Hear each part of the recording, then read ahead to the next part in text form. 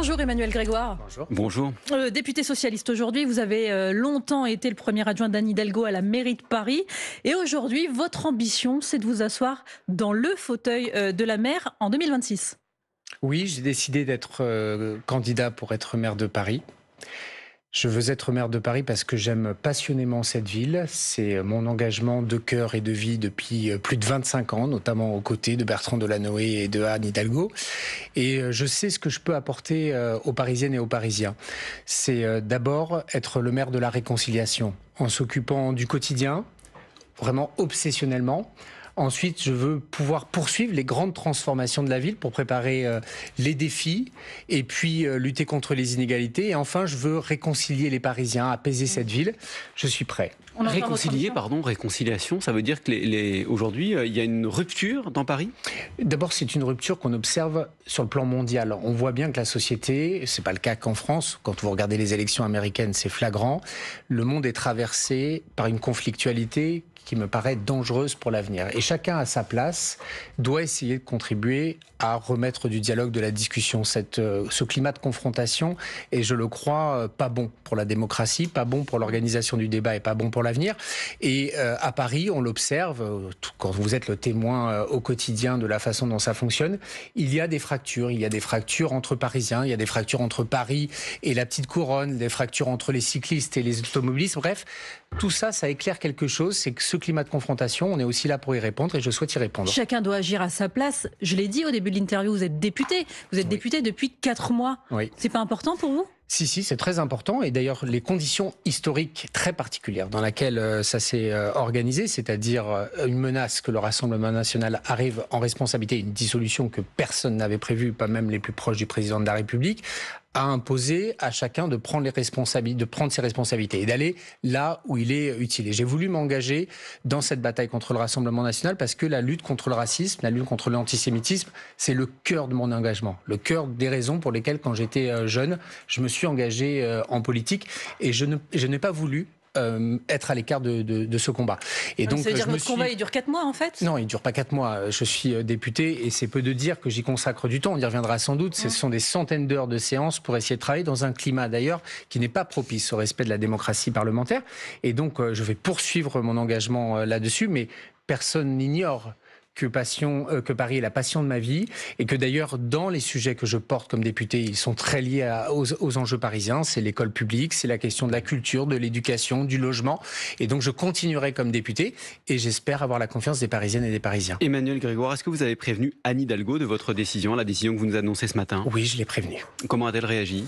Elle n'a pas réagi directement et je ne fais pas état de mes relations avec la maire de Paris. Ça veut dire quoi, elle n'a pas réagi directement? Elle n'a pas répondu au message, mais je l'ai informée. Parce que Anne Hidalgo, est-ce qu'elle vous a dit qu'elle n'était pas candidate en 2026 ? Parce que ce que vous dites ce matin peut apparaître comme une mauvaise manière à son égard. Alors écoutez, Anne Hidalgo, elle a plusieurs fois dit qu'elle ne souhaitait publiquement, qu'elle ne souhaitait pas faire de 3e mandat, et elle me l'a dit à moi de nombreuses fois et à d'autres. Et je la crois là-dessus. En réalité, je pense que la vraie question est celle du renouvellement. Je pense qu'il y a une attente de renouvellement auprès des Parisiennes et des Parisiens et je souhaite y répondre. Je le dis en fidélité à l'histoire qui est la mienne. Vous êtes un candidat de rupture. Vous êtes un candidat de rupture. Qui est celle d'un militant engagé au Parti socialiste depuis plus de 25 ans, qui a travaillé avec Bertrand Delanoë, qui a travaillé pendant 10 ans. J'ai été élu aux côtés d'Anne Hidalgo. Pendant 10 ans, j'ai été son adjoint et pendant 6 ans, son premier adjoint. Et peu de gens ont éprouvé la fidélité comme je l'ai fait auprès de Anne Hidalgo. Simplement, le moment est, je crois, venu de porter une nouvelle histoire pour Paris, une nouvelle proposition, un nouveau projet que je veux construire. Qu'Anne Hidalgo elle-même, elle ne vous a pas choisi comme héritier, elle en choisit un autre socialiste qui s'appelle Rémi Féraud. Dans ce cas-là, vous faites comment ? D'abord, je n'en sais rien. Il y a une primaire, d'abord, je n'en sais rien. Deuxièmement, c'est pas un héritage. Être maire de Paris, c'est ni un héritage ni une rente de situation.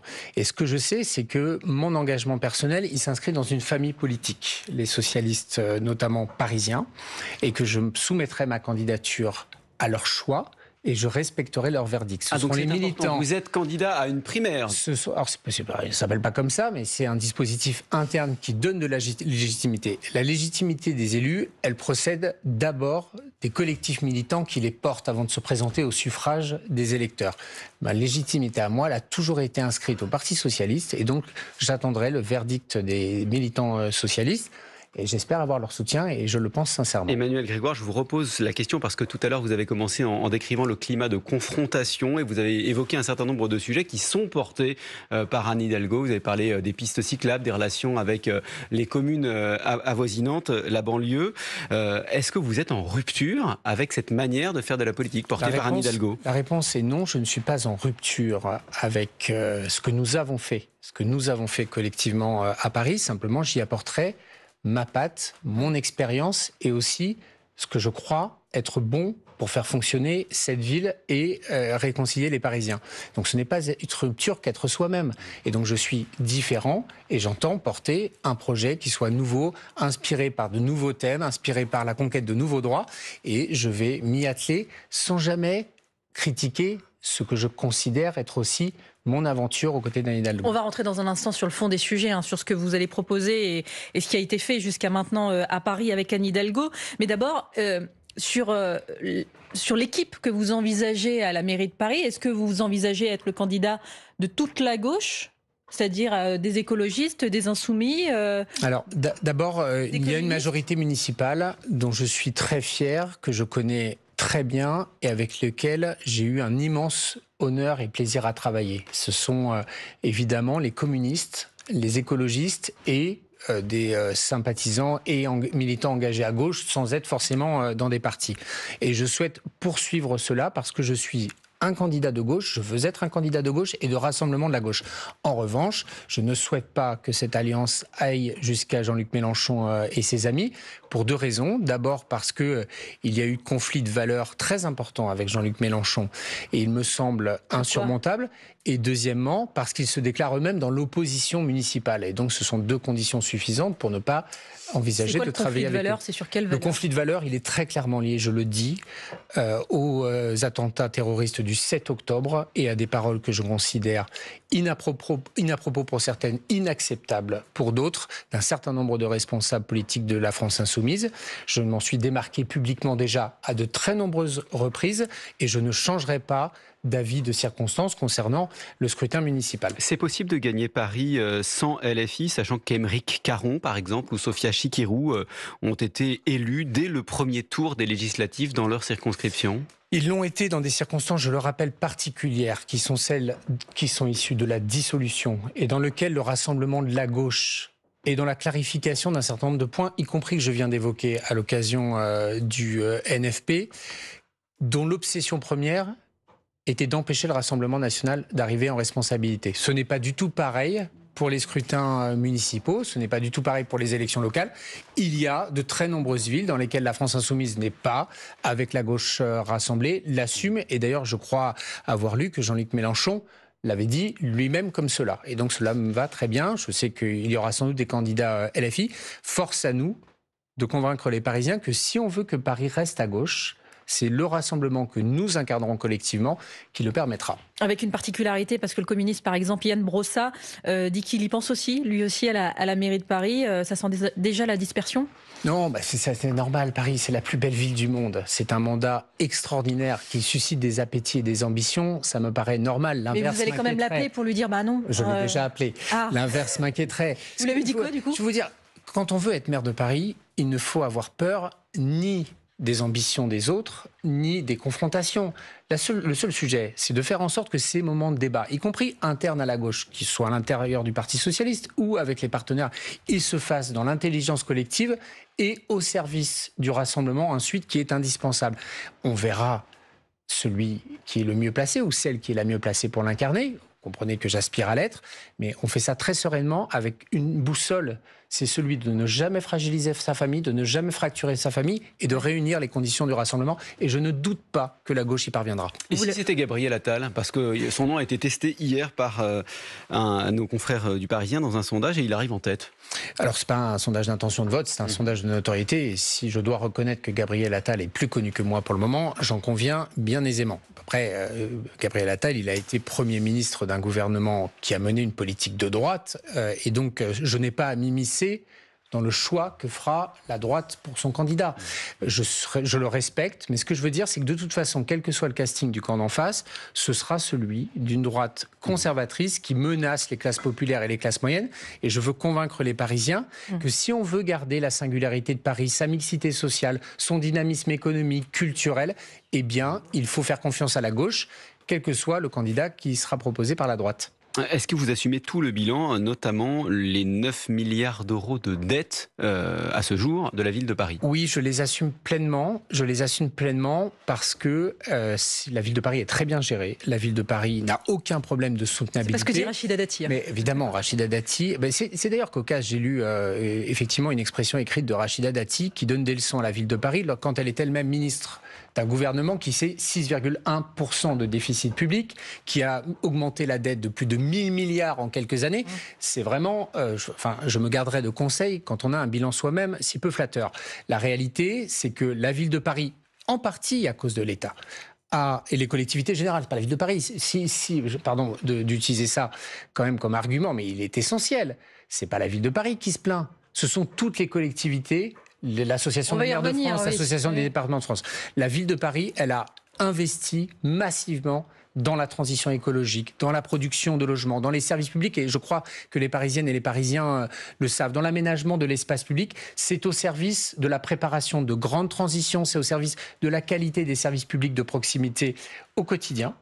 Et je crois que, d'une certaine manière, ce procès strictement financier qui est fait est la rhétorique habituelle de la droite pour délégitimer Emmanuel Grégoire, la dépense publique. On va quand même dire, on va expliquer les faits, on va quand même les dire clairement. C'est pas juste financier, c'est pas juste un argument financier. Il y a un argument démographique et on le voit chaque année. Près de 10 000 Parisiens quittent la capitale parce qu'ils peuvent plus vivre dans la capitale. Alors, ça coûte trop cher. Non. Donc ça veut dire est-ce que quelle est la première cause de la baisse Quelle est la première cause de la baisse de la démographie à Paris? La baisse de la natalité. C'est valable pour Paris, c'est valable pour d'autres zones. Et à part les contours des métropoles, la plupart des grands centres urbains connaissent les mêmes phénomènes. La natalité a considérablement chuté. Paris, c'est une ville qui a une démographie...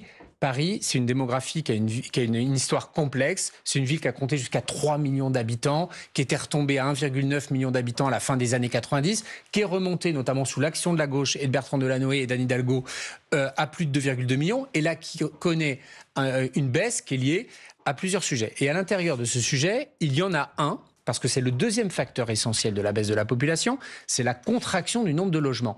Il y a de moins en moins de logements disponibles en dépit des efforts de production immenses qu'a produit la gauche depuis 2001. Pourquoi ?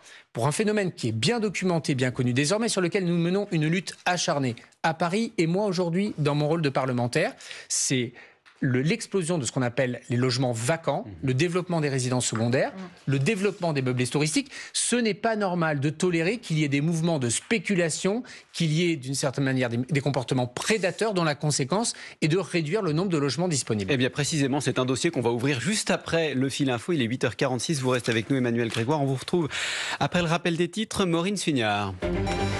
Des tracteurs devant la préfecture de l'Essonne, du lisier déversé devant la préfecture des Ardennes. La coordination rurale appelle à son tour à la mobilisation des agriculteurs contre le projet d'accord entre l'UE et le Mercosur.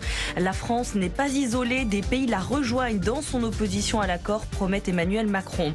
Des inquiétudes autour de la situation économique et budgétaire, une possible hausse du coût du travail. Voici ce qui a refroidi les investisseurs. Selon le cabinet EY, la moitié des investisseurs étrangers considèrent que l'attractivité de la France France s'est dégradée depuis la dissolution de l'Assemblée. Ils ont réduit ou reporté leurs investissements. Nous sommes en train de nous battre, y compris pour votre indépendance, affirme sur France Info ce matin le maire de Lviv en Ukraine. 1000e jour de guerre entre Kiev et Moscou. Il estime que la décision des États-Unis aurait dû être prise il y a 2 ans. Les Américains autorisent l'utilisation des missiles longue portée contre la Russie.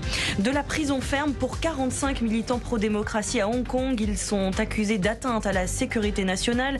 Les peines vont de 4 à 10 ans de prison. C'est le procès le plus important depuis la mise en place d'une loi restrictive imposée par la Chine après des manifestations anti-gouvernementales en 2019. France Info. Le 8-30 France Info, Jérôme Chapuis, Salia Braclia. Et Emmanuel Grégoire, député de Paris, qui nous annonce ce matin sur France Info sa candidature à la mairie de Paris pour les municipales de 2026. Et on parlait juste avant le fil info avec vous, Emmanuel Grégoire, de la question des meublés touristiques. Il se trouve qu'une toute nouvelle loi vient d'être adoptée. Elle permet aux maires de baisser le nombre de jours ouverts à la location de 120 jours autorisés aujourd'hui à 90 jours, ce qui fait déjà quand même 3 mois. Est-ce que vous êtes favorable à baisser ce nombre de jours pour la ville de Paris ? Alors, d'abord, c'est un sujet que nous avons longuement travaillé, et moi, notamment quand j'étais premier adjoint, avec notamment mon collègue Inaki Echaniz, qui est député socialiste, qui a porté cette loi. C'est une loi, il faut la comprendre, qui est transpartisane. On s'est mis d'accord. Est-ce qu'elle va assez loin ? Incontestablement non. Il faudra continuer à y travailler. Mais elle permet déjà plusieurs choses. La première, c'est fort de l'expérience que nous avons acquis à Paris depuis plusieurs années, avec l'action de Yann Brossat, de Jacques Baudrier aujourd'hui, des adjoints communistes dans l'équipe municipale. On a beaucoup progressé sur la capacité de régulation, c'est-à-dire empêcher la création nouvelle, et le PLU bioclimatique que nous adopterons demain, je l'espère, au Conseil de Paris, permettra de franchir un cap supplémentaire pour lutter à armes égales avec ces grandes sociétés dont les moyens sont colossaux. Et donc, parmi les critères que nous avons retenus, effectivement, nous avons retenu l'idée qu'on puisse discuter dans les collectivités locales, en l'occurrence dans les mairies, d'abaisser ou de mettre un point intermédiaire entre 120 jours et 90 jours de location autorisée. Permettez-moi de dire que ce n'est pas mon sujet central à moi. Pourquoi ? Ça, c'est le cas particulier qui est celui où les Parisiennes et les Parisiens, ou n'importe où en France, louent son appartement quand on va en vacances. Oui. Et ça, c'est pas mon sujet principal. Mon sujet principal, et pardon, mais je veux pas tomber dans le piège de parler de ça, ce n'est pas le sujet principal. Le sujet principal, c'est le reste. C'est ceux qui sont en permanence des meublés touristiques, qu'on loue son appartement quand on part en vacances, ça me choque pas. Et 90 jours, on peut considérer que c'est assez. 120, c'est peut-être trop, mais on en reparlera plus tard. Mais c'est pas le sujet central. Le sujet central, c'est les appartements qui, tout entier et toute l'année, sont détournés du logement pour être loués exclusivement à des touristes. Et deuxièmement, aussi beaucoup d'utilisations frauduleuses, illégales, c'est-à-dire dans lesquelles il n'y a pas d'autorisation. Lutte contre la fraude et diminution du nombre de logements exclusivement consacrés aux meublés touristiques. C'est ça les combats que nous menons à l'Assemblée nationale, que nous allons continuer à mener, et c'est ceux que nous continuerons à mener à la mairie de Paris. La nouvelle loi ne vous permet pas de lutter contre ce phénomène spécifiquement ? Alors non, parce que en fait, la loi, elle n'apporte pas grand-chose de nouveau pour Paris, parce qu'il y avait déjà une loi que nous avions obtenue précédemment qui s'appliquait aux grandes villes, et donc c'est la transposition, en particulier dans les zones qui en France souffrent de surtourisme et qui ne sont pas pour autant de grandes villes, sont simplement deviennent de très grandes villes l'été quand les touristes y viennent massivement. Mais les deux sujets sur lesquels on a déjà des armes légales, mais pour lutter contre la fraude, c'est aussi des contrôles. Et un rapport de force avec les plateformes, avec les opérateurs économiques qui font les intermédiaires sur ces locations touristiques. Bref, c'est un sujet très technique, mais qui est au cœur de la bataille pour le logement que nous menons. Puisqu'on parle logement et qu'on a parlé de la dette, les 9 milliards de dettes, c'est possible de faire face à la hausse de la dette sans de nouvelles hausses d'impôts. Et là, à Paris, je pense en particulier à la taxe foncière qui a explosé. Alors d'abord, oui, c'est possible de faire sans, mais ça doit se discuter sur un plan national, sur la façon dont sont financées les collectivités locales. Quand vous observez aujourd'hui que 2/3 des départements sont dans des situations exsangues, que beaucoup de collectivités se retrouvent confrontées à des dépenses obligatoires ou quasi obligatoires, avec une baisse structurelle des recettes en face, avec des dépenses supplémentaires non compensées par l'État, l'État a volontairement organisé l'asphyxie des collectivités territoriales. Et disons-le, pourquoi ? Parce que l'État, ou en tout cas ce que représentait la Macronie, n'avait aucun intérêt local à défendre.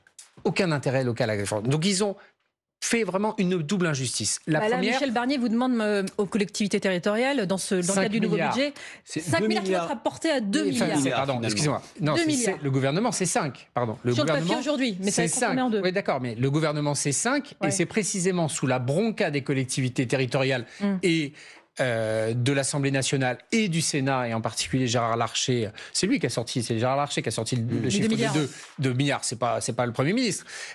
La bronca est tellement forte qu'il faut un geste. Mais c'est pas un geste de passer de 5 à 2. Le geste aurait été d'annuler les économies prévues sur les Mais à collectivités. ce moment-là, qui Parce fait des qu'elles sont- économies elles Qui sont- fait des économies dans un pardon, pays endetté à elles ce sont point injustes. C'est pour une double raison. La première, c'est sur le plan intellectuel.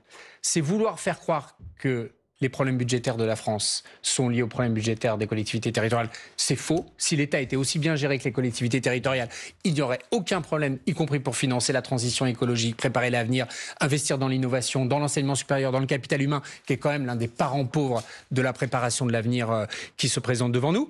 Et deuxièmement, c'est factuellement faux parce que les économies qui vont être demandées aux collectivités territoriales, que ce soit d'ailleurs 5 milliards ou 2 milliards, ça aura un effet récessif majeur Il parce n'y a que pas d'économie ce sont- possible à Paris. Mais il y a toujours des économies possibles. Sur Et la on passe question, notre sur la temps- question notamment je vais de vous dire. l'absence des agents de Paris Alors, dont il est souvent question. Je Est-ce qu'il y finis a ma des phrase économies sur les économies. On revient sur ce sujet parce que là aussi, les fake news insultantes pour les fonctionnaires en On va général revenir sur les et chiffres. pour Paris en particulier. Donc, il y a évidemment des économies à faire toujours. Il faut toujours avoir à l'esprit de faire mieux avec ce qu'on a, d'essayer d'optimiser, des économies d'échelle, etc. Mais ce travail, il est fait en permanence. Ça fait quand même déjà La Cour des plusieurs comptes, elle dit années. quand même que dans les collectivités territoriales, il faut supprimer plus de 100 000 postes. La Cour des comptes est une juridiction indépendante Bah oui. et donc elle dit ce qu'elle veut et on peut aussi interpréter comme on le souhaite ce qu'elle dit. C'est-à-dire qu'elle dit qu'il y a des sujets, mais qu'est-ce qu'elle dit la Cour des comptes? Ce que je vous ai dit avant, c'est-à-dire qu'il y a une impéritie, il y a vraiment une stupidité d'organisation des finances publiques locales dans lequel on a des organisations, quel que soit le niveau, département, région, qui ont des compétences et des dépenses afférentes qui sont mécaniques et qui augmentent. Et de l'autre côté, l'État a asséché pour impuissanter leur capacité d'action les collectivités territoriales via les recettes. Et donc, d'une certaine manière, l'État veut faire aux collectivités territoriales les économies Reste qu'il n'a qu'il y a jamais quand même voulu des faire. efforts à faire, Emmanuel Grégoire. Je l'ai dit. Jérôme il y a donnait toujours des l'exemple de efforts. l'absentéisme, Ouais, alors allons-y sur l'absentéisme. notamment à Paris.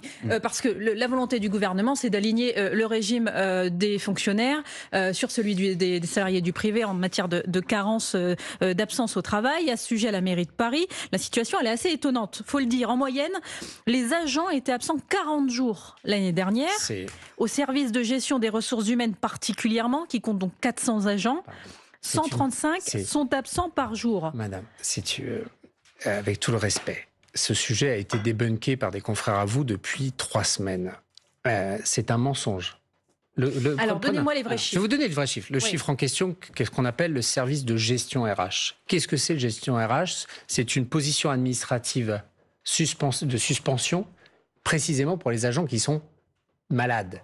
C'est-à-dire quand vous avez des agents qui sont malades, y compris au point de plus assurer leur mission, ils sont 135 sur les 55 000 agents de la ville de Paris. Ils sont affectés à une ligne particulière dans laquelle, parce que ça s'appelle gestion RH, il a été dit de façon mensongère, notamment par Pierre-Yves Bournazel, je le dis, puisque c'est Un lui qui est opposant. à l'origine de ça, qui est un opposant, repris complaisamment par plusieurs de vos confrères et débunké intelligemment par encore plus de vos Ça, c'est confrères. un cas particulier, C'est mais les faux. 40 jours, les 40 40 jours jours de d'absence. tous les agents. Les 40 jours, c'est pareil. On compte des choux et des carottes. Et là, vous reprenez le chiffre tel qu'il a été présenté par le ministre de la fonction publique. Non, c'est dans qui un a rapport. Non, mais c'est pas vrai. Bah, allons-y. C'est les choux et les carottes dans lequel, d'un côté, vous comptez les absences, vous cumulez les congés maternité. Les congés maternité, c'est pas être malade, être en congé maternité. À quel moment la société considère que c'est un problème que les mères ou les pères soient en congé maternité ou en congé paternité? Dans le moment qui est le nôtre, il faut se rendre compte à quel point la confusion et la gravité des arguments sont jetés parfois à la volée et ils ont une injustice. De la même façon que le ministre de la fonction publique a commis une très grave erreur, est-ce fonction d'ailleurs, parce qu'il est le ministre de la fonction publique, en jetant en pâture les fonctionnaires sur cet argument de l'alignement sur le régime du privé des 3 jours de carence. Très peu de salariés du privé ont 3 jours de carence. Pour une raison historique, c'est que les employeurs privés 30%. ont des systèmes C'est très peu. 30 sur 100%, c'est très peu, enfin, dans ma vision. Et la plupart ont des systèmes de complémentaires et de prévoyance qui couvrent ces jours de carence.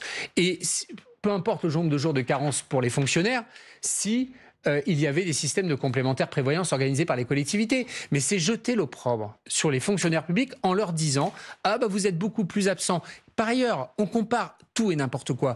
On compare un chiffre moyen, qui est celui du salariat, et dans la fonction publique, sans regarder que les métiers sont très différents. Il y a dans les collectivités territoriales énormément d'agents, 70% de catégorie C, qui sont des agents de la filière ouvrière et technique, qui sont ceux qui se lèvent à 4 heures du mat' pour nettoyer les rues, qui sont les agents d'entretien des hôpitaux, etc. À quel moment on considère que ce n'est pas plus difficile d'exercer ce métier-là que d'être travailler dans un bureau? Et je le dis aisément. Donc vous êtes contre la mesure du gouvernement? Mais je suis non seulement contre la mesure du gouvernement, mais contre le fait de céder à cette rhétorique du mensonge et de l'opprobre. Je défends la fonction publique. Il faut être exigeant. Oui, il y a des efforts. Oui, il y a des économies. Mais je défends la puissance publique. Une dernière question parce que c'est le sens de notre bien commun. Plus le temps. À Bordeaux, le maire écologiste Pierre Urmic change de cap. Il va armer une partie de sa police municipale face à l'explosion des crimes et délits dans sa ville. À Paris, où la situation se complique aussi avec le crime organisé, est-ce que vous envisagez d'armer la police municipale? Écoutez, non, on est plutôt défavorable à cela, mais je sais pour quelle raison le maire de Bordeaux l'a fait. Alors, je ne crois pas que ce soit pour le narcotrafic. Il n'est pas du tout dans les missions des polices municipales de s'occuper du narcotrafic. On n'a qu'à les envoyer combattre en Ukraine aussi. Enfin, il faut arrêter aussi là-dessus la confusion de missions. La réalité, c'est qu'il y a un problème de mission et de répartition des missions entre la police nationale et les polices municipales. Et la réalité, c'est que comme il y a moins de police nationale, il y a des glissements de tâches qui, y compris, n'ont pas de base légale très claire, qui amènent un certain nombre de maires à s'interroger sur l'armement. Moi, je vais vous dire pourquoi je ne pense pas qu'il faut armer la police municipale. On ne va pas empêcher les cyclistes de griller les feux rouges. Ce n'est pas bien, il ne faut pas griller les feux rouges en armant la police municipale. Ce n'est pas le sujet. En revanche, je sais qu'il y a un sujet de sécurité et je ne peux pas rester sourd à cette demande de sécurité, en particulier à Paris, dans les quartiers populaires. Mais je veux d'abord que nous prenions le temps de réfléchir des missions avec la police nationale, de nous assurer de la présence de la police nationale sur le terrain. Et c'est à ce moment-là qu'on pourra débattre sereinement de l'avenir de la police municipale. Et le débat fera sûrement du chemin d'ici à 2026, puisque vous nous avez annoncé ce matin votre candidature, Emmanuel Grégoire, au municipal à Paris en 2026. Vous allez sûrement être attentif au thème des informés dans quelques minutes avec Salia Braclia, Renaud Dely, puisqu'on va parler du Congrès des maires de France, la grande déprime. À tout de suite. Il est bientôt 9h, vous êtes sur France Info.